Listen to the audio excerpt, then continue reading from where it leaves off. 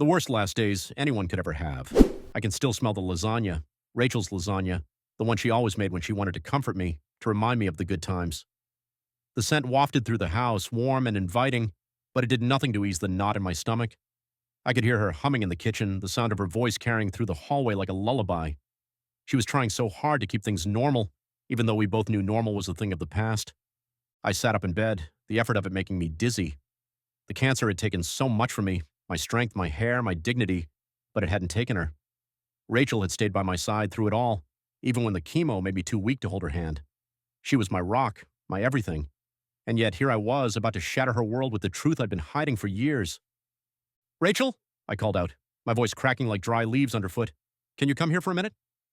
She appeared in the doorway almost instantly, her apron dusted with flour, her hands still damp from washing dishes. Her smile was soft, but her eyes were sharp, always searching for signs of pain or discomfort in me.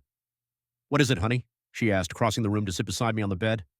Her hand found mine, warm and steady, and for a moment I almost chickened out. Almost. "I need to tell you something," I began, my throat tightening. "Something I should have told you a long time ago."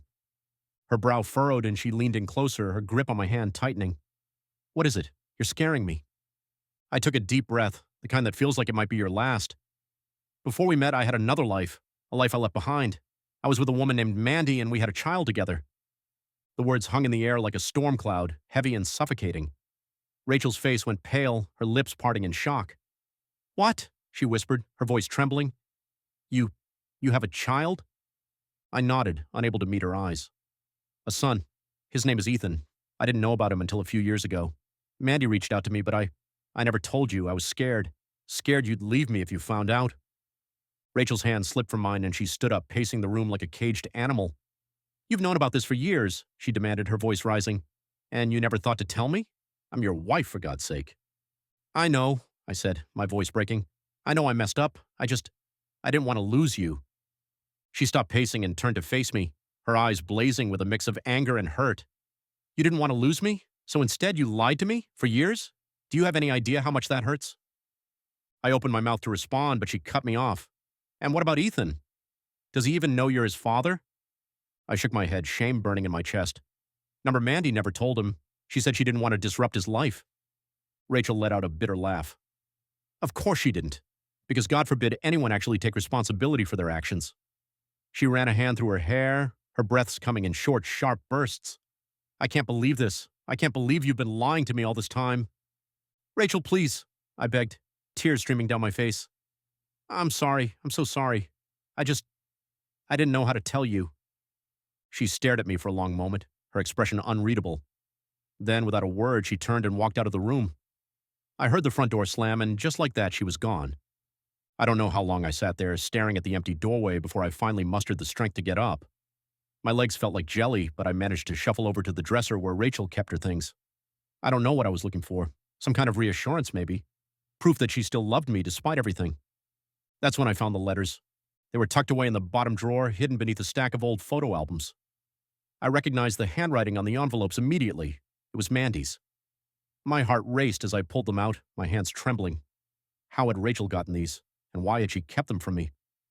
I opened the first letter, my eyes scanning the words quickly. "Dear James, I know you probably don't want to hear from me, but I need to tell you something. Ethan is sick. He has leukemia, and the doctors say he needs a bone marrow transplant. I've tried everything, but no one is a match. I know it's a lot to ask, but you're his father. Please, James, he needs you." "Mandy." The words hit me like a punch to the gut. Ethan was sick. My son was sick, and I hadn't even known. I opened the next letter, and the next, each one more desperate than the last. Mandy had been begging me for help, and I hadn't even known. But Rachel had. I felt a surge of anger as I realized what she'd done. She'd hidden these letters from me, kept me in the dark about my own son's illness. How could she do that? How could she keep something so important from me? I was still reeling from the discovery of the letters when Rachel came back. She looked exhausted, her eyes red from crying, but there was a hardness in her expression that I'd never seen before. "Rachel," I said, holding up the letters, "what is this? Why didn't you tell me about these?" She froze, her eyes widening in shock. For a moment, she looked like she might deny it, but then her shoulders slumped, and she let out a heavy sigh. "I didn't want you to know," she admitted, her voice barely above a whisper. "I didn't want you to leave me."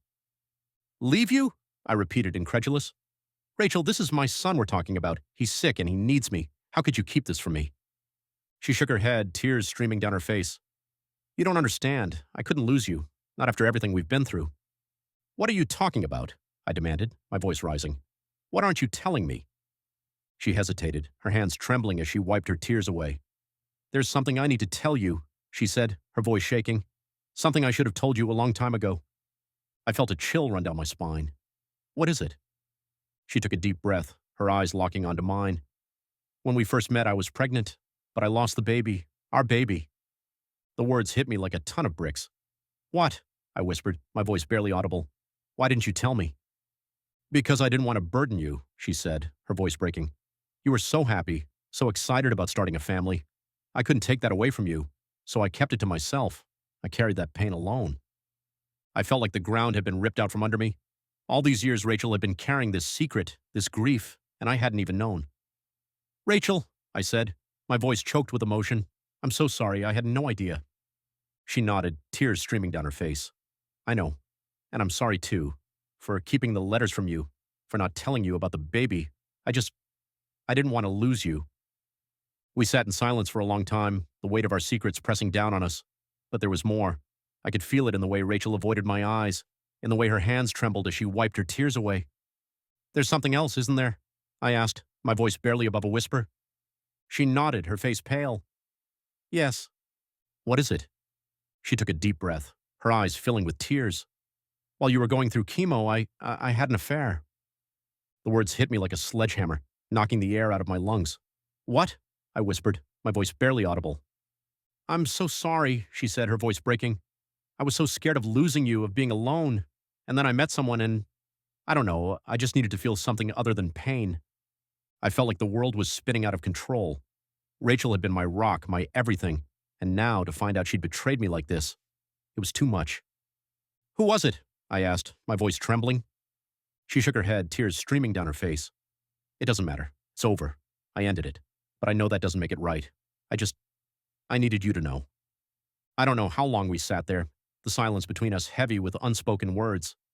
But eventually Rachel stood up, her face pale and drawn.